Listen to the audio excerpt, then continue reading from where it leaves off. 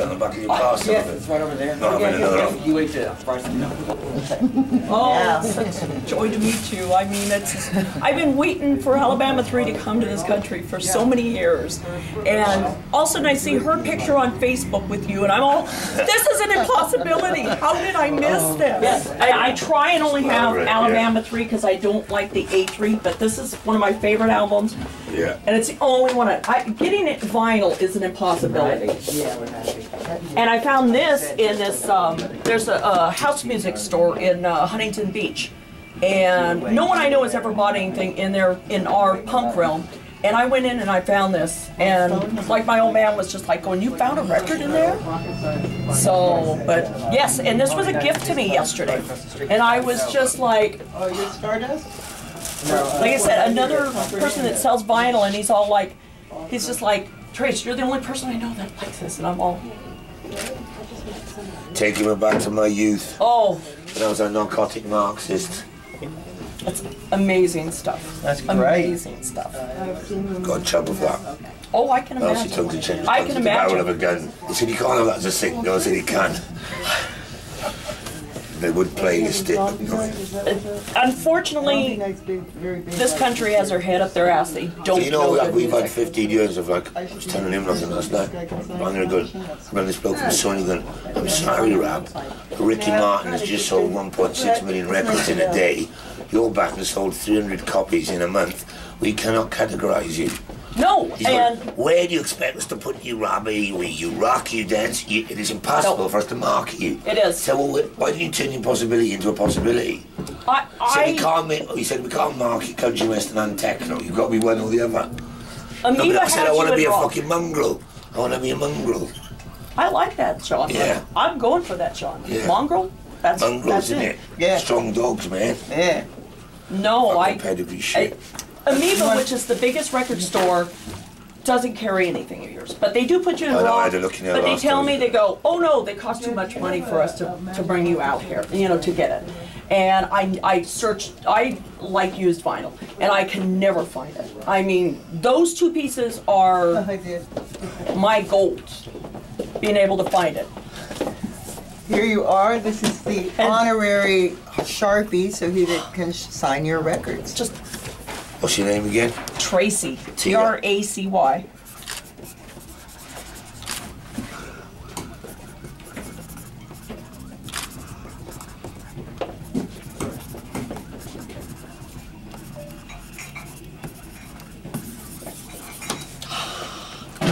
Yay. Keep on rocks in the free world.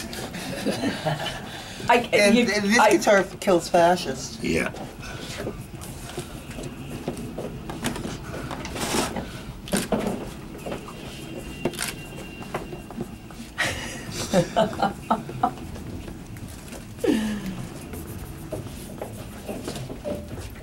That's so awesome. Thank you so much. Brought up in the church, I was the son of a preacher man. With all of that in the tales. Tell me about your childhood. Do I have to? Yes. Is this a confessional, sister? This is a confession. Oh, how many sins of childhood I must confess. No, I was very weird. I was brought up in an American religion in a small South Wales village, which necessitated, I'm not sure if you're familiar with the Mormon religion. I used to have to go over there into street door evangelism. So I'd have to go knocking on the doors of my classmates, try and convince them that the Mormon religion was the way forward. It was not met with much empathy, shall we say. I was regularly pilloried for my religious sanctimony. That sounds like you're a descendant of the Anabaptist, actually. The Anabaptist, yeah, it was pretty kind of, fundamental. I'm a child of the Old Testament. Taquila, wrath, fire and brimstone. Tell me about your music. Well, we did. Alabama 3 had a, well, I assumed, I still assume, was quite a revolutionary agenda, which was at the time at the height of what they were calling Britpop in the United Kingdom. We decided that we would basically call ourselves Alabama 3 because we did not believe rock and roll started in fucking Liverpool with the Beatles or London with the Rolling Stones. Started in the Mississippi Delta, started in, slave plantations, to start a lot earlier. And so in a two-fingered punk rock gesture to Britpop, we said we refused to do interviews in Welsh or Scottish accents. We did it in American accents. And we're told by a very prestigious musical newspaper, the New Musical Express, that we had 1 out of 10 for our first album. We were a monumental waste of time. Because there's no fucking way you can mix country western and techno with narcotics and Marxism. We're still fucking standing, man. Absolutely. So you guys have been together since 1995? But earlier than that, we started, that's why I'm happy to be involved in punk rock generally, but we started, I thought, one of the last very significant punk rock movements in the United Kingdom was the acid house rave culture, where basically young people got together, squatted a warehouse, put a sound system in there, go in and out before the feds or the police got in, collectivised, had a good time partying. And it was a very interesting time for music, equally as dangerous, I think, to some people, punk rock. The British government enacted a law which made it illegal for more than 4 people to be stood in a field listening to music which was characterised by repetitive beats. And it's alright if you're an opera fan, if you like Ravel's Bolero, but if you're a raver like some Detroit techno, you go to prison.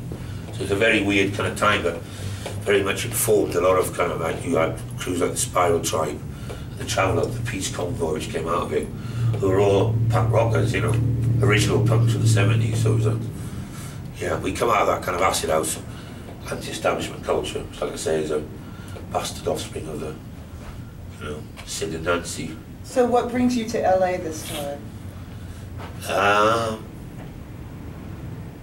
in LA this time just to, well, I have a spurious agenda to sell some film called Songs for Amy.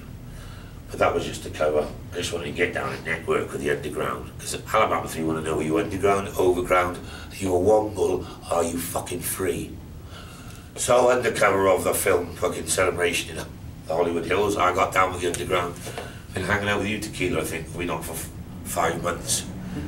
Is it 5 months or 3 nights? I don't know. There's no fucking parole though, is there?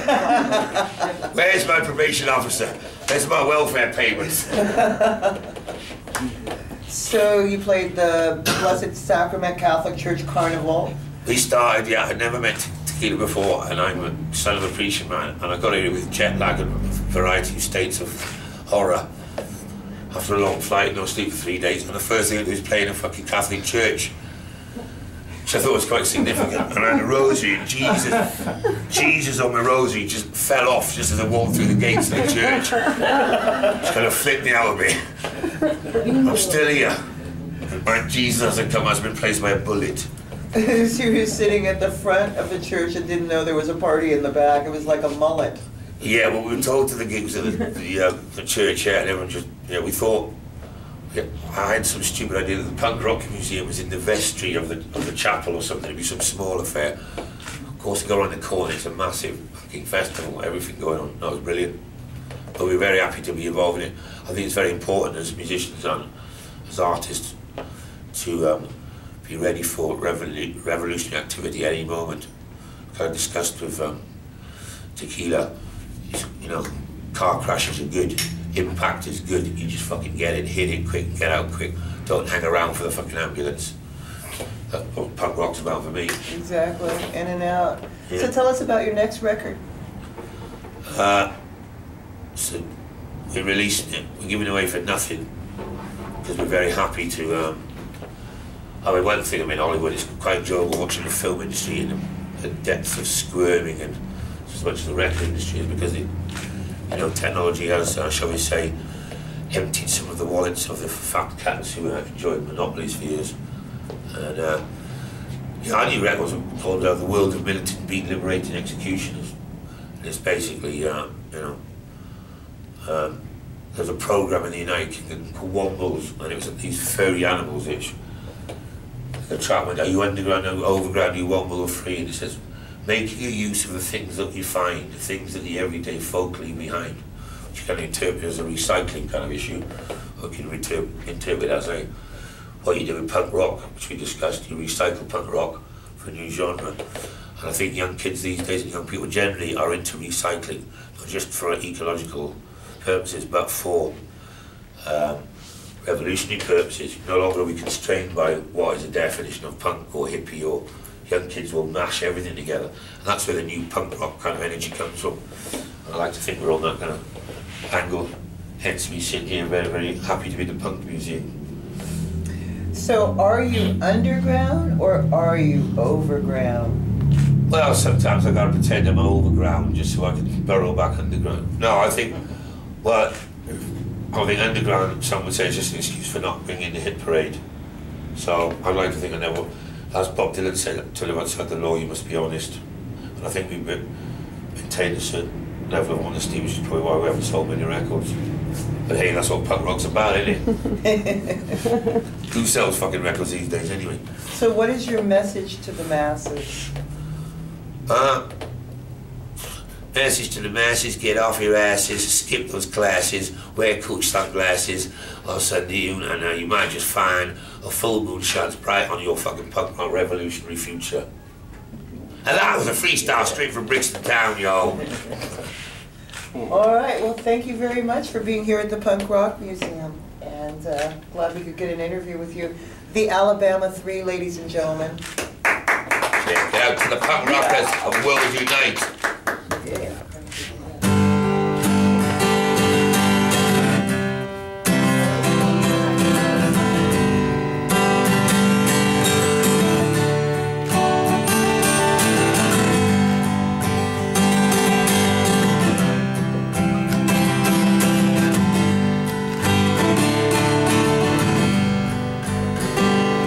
Spends too much time with herself every night, fooling around with her fear. Then in the morning she moans the decline of her mind, drowning in a bottle of beer. It's too dangerous to think about what she might have been. She'd have sung for salvation, she'd have danced on her dream. But there's gonna be peace in a valley tomorrow. 'Cause tonight she's gonna blow it all away. She feels so twisted, she ain't ever gonna fix it. She's just waiting for the light to shine on a brand new day. He don't know if he's a communist, hedonist or a whore. Spent too much time riding on a white line to find the door. If he did, and he opened it, he finds letters in a hole. He's too blind to read between the lines of the writing on the wall. But there's gonna be peace in the valley tomorrow. 'Cause tonight he's gonna blow it all away. Feels so twisted, he ain't ever gonna fix it. Just waiting for the light to shine on a brand new day. Well, I've been in LA for 3 days straight. It was getting weirder. And I bounced down Sunset Strip and I met Debs and Taquila. And we rocked it up till the early morning. Hashtag got it all went wrong. Smoked crystal rap and some hobo, but I'm coming home now. 'Cause I've done too much ecstasy. I need some punk rock company. And you got some mystery. I need a fucking plan. 'Cause all I got is a compromise and a bag full of alibis. Empty as a bottle of whiskey in my shade. But there's gonna be peace in the valley tomorrow. 'Cause tonight we're gonna blow it all away. Feel so twisted, we're never gonna fix it. We're just waiting for the light to shine on a brand new day. Well, there's gonna be peace in the valley tomorrow. Just tonight we're gonna blow it all away. No, we're feeling fucking twisted. We ain't ever gonna fix it. But we just wait for the light to shine